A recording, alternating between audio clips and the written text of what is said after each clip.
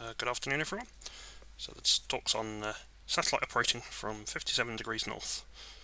Sorry I can't do this in person due to been doing a HF contest this weekend, so I've pre-recorded the talk.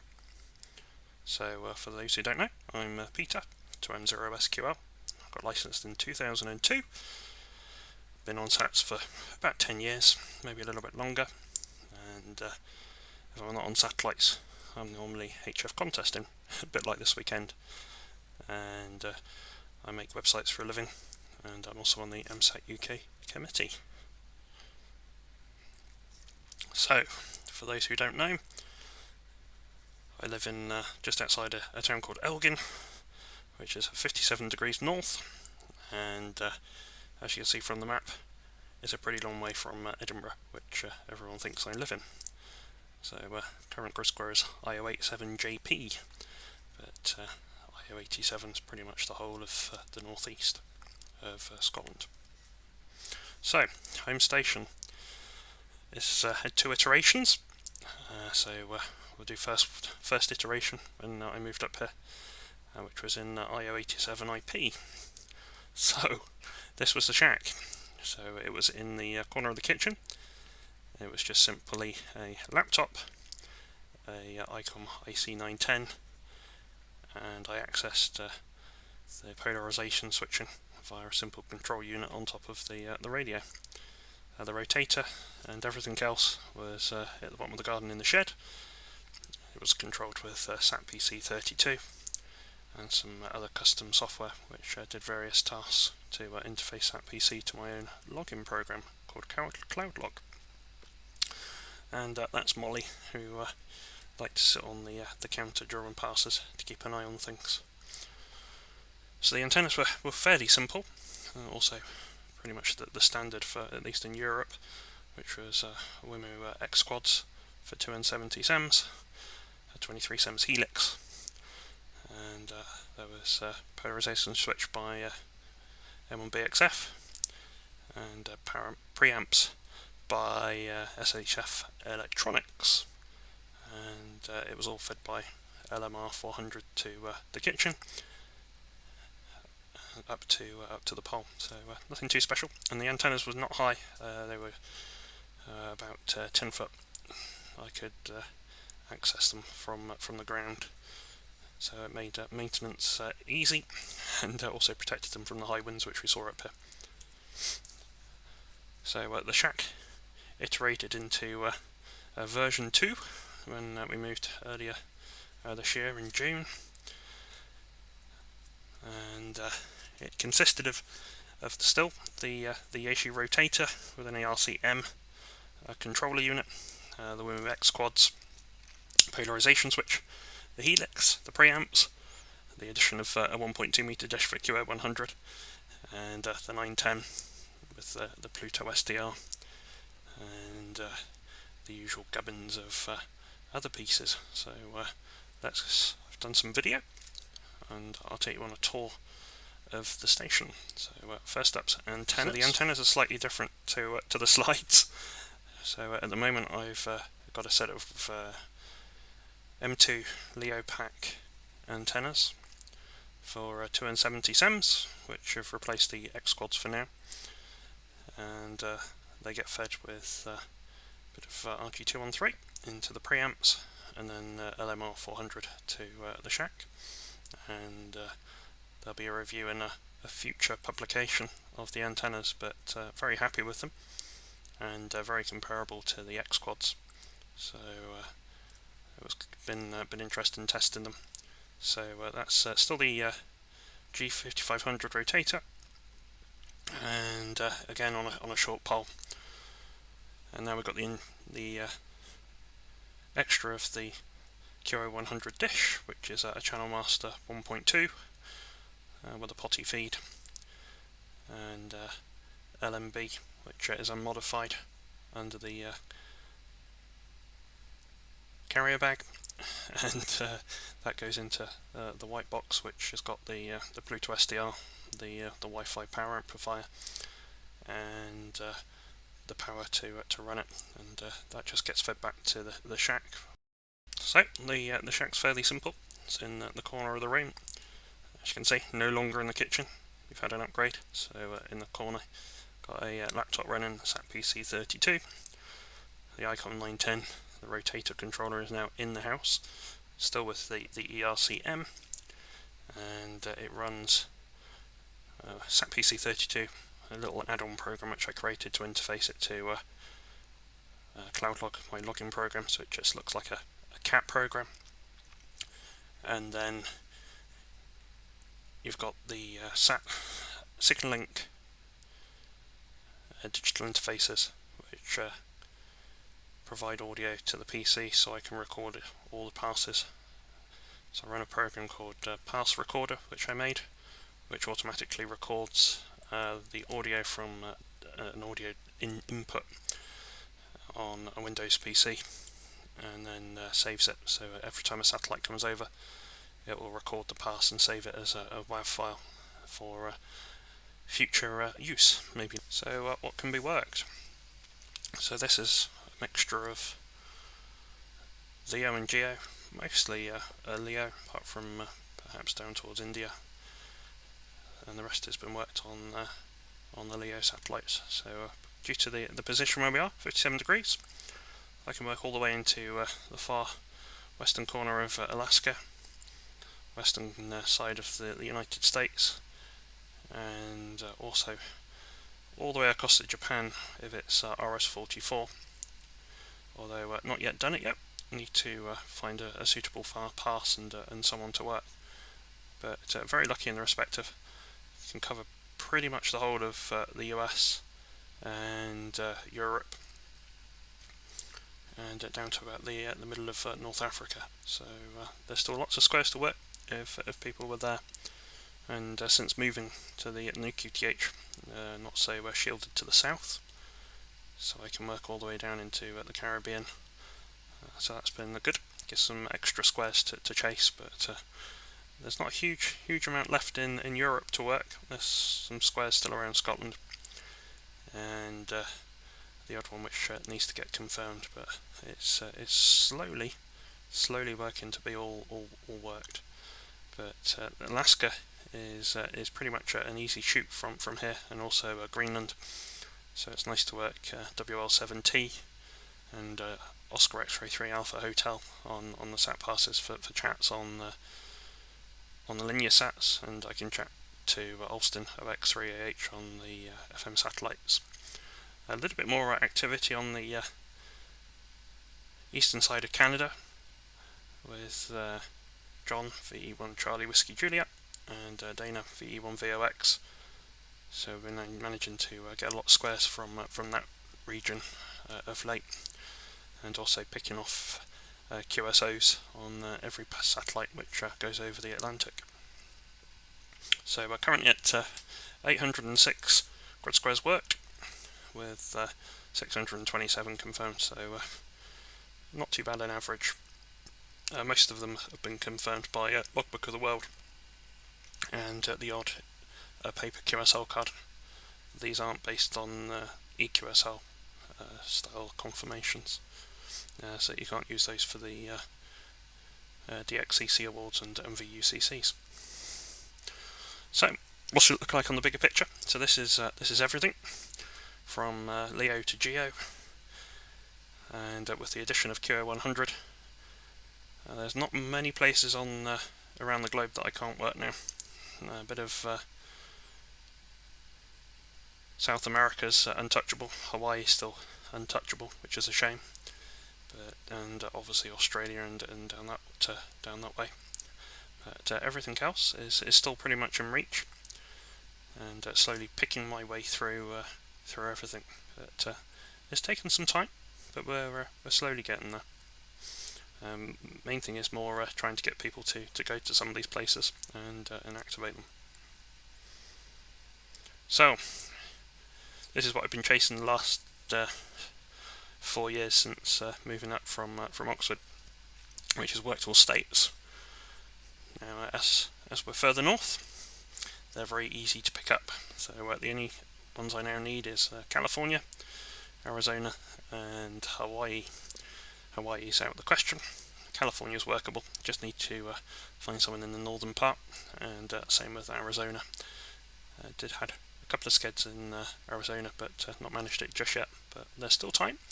There's not much to work, so easy to focus on those two states.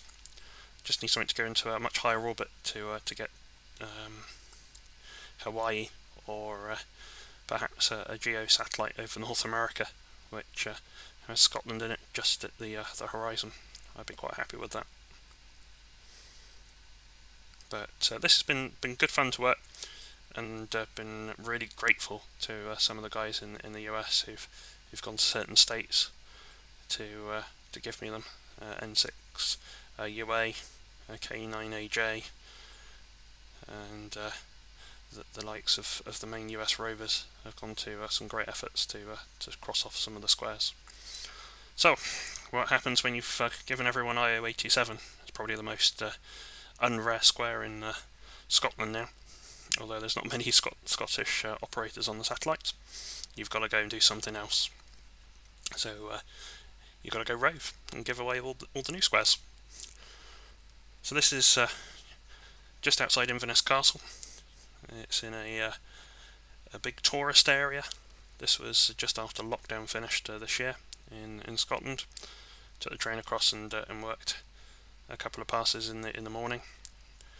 So I think this was when I was working AO27, and I worked John V1 Charlie Whiskey Juliet, and Pete, which is our ABI, as it was just turning off on the horizon. So that's the River Ness, and there was a bunch of tourists to my left and my right, and it was an interesting game of trying to not point the antenna through people, but managed it. Most people get their distance. A couple of kids run past, but it was good fun.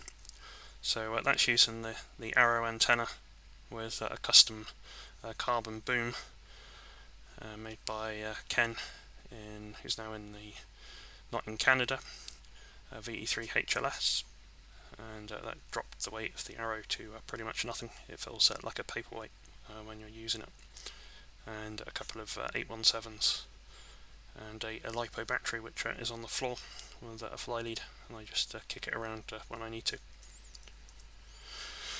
So just a couple of an hour or two of operating. I managed to work into the US, around England and parts of Europe.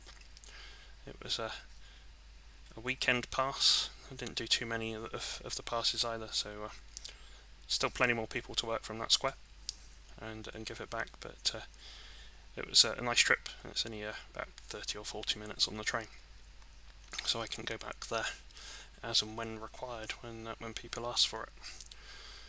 So I did the easy square, which is IO77, and then it was time to move on to the rare one, which is IO97. I think the whole time I've been on SATs, never worked at anyone in IO97 apart from Henk Owen for AUC, who was Maritime Mobile, who'd passed up this part and handed out the square.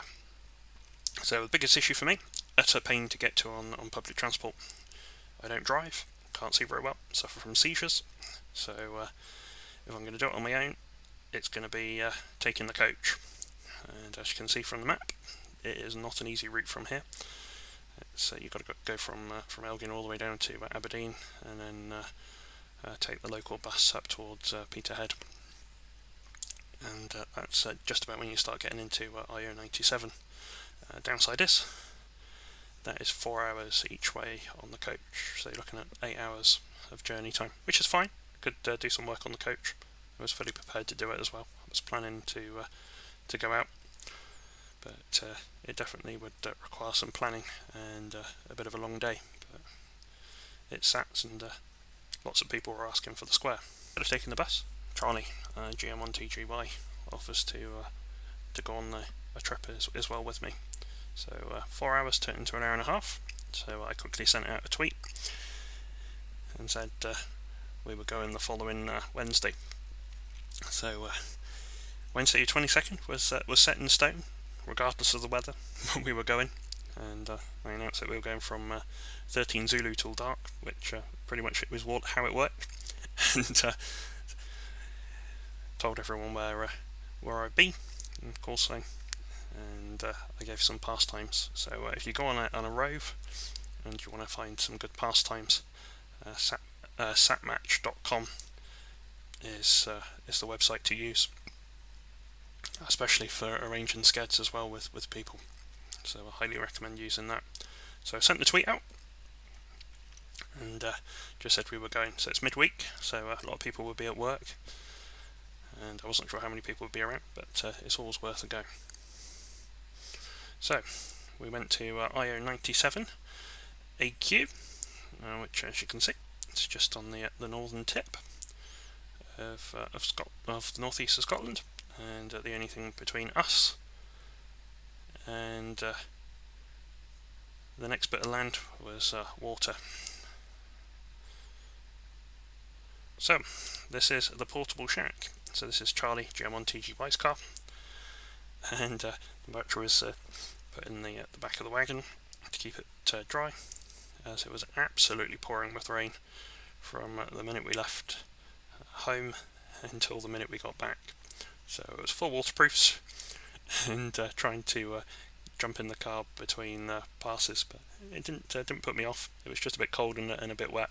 So again, the Arrow, the Carbon Boom, and the 817s, and logging was just done on a portable digital recorder. So nothing fancy. Nice way to carry light kit. And as you can see, that's the sea behind. I think we were pretty lucky in the respect of that there wasn't much on the horizon. So behind me is to the east. So this is the view from west to north, and there isn't much there. Just open sea, which meant could work into the US without too much difficulty. And believe it or not, worked more people in North America on this trip than I did in Europe. So this is north to west from IO97. This is the view to the east. So next stop is Norway, and we did think the little hut in the right hand side was something interesting, but it turns out it was just a posh looking house which was being used for the wastewater equipment. So we can dream, but it definitely wasn't what we was expecting. However, in between watching all the passes, we were lucky that we were in a little hot spot for seals, and the whole time we were there, they were just playing off the edge by the rocks and eating all the fish which were passing by. So you can't complain about the wildlife in between operating passes. So how did we do? Made 44 QSOs, and like I said, quite a bit into the US and Canada. Furthest south would have been Florida, and plenty into the northern part of the United States. The odd person in Europe as well mixed in. So this was largely on linear satellites. So RS-44, AO7, and AO27. Very late in the evening before we left. But still, good turnout of QSOs, and made the trip worthwhile. And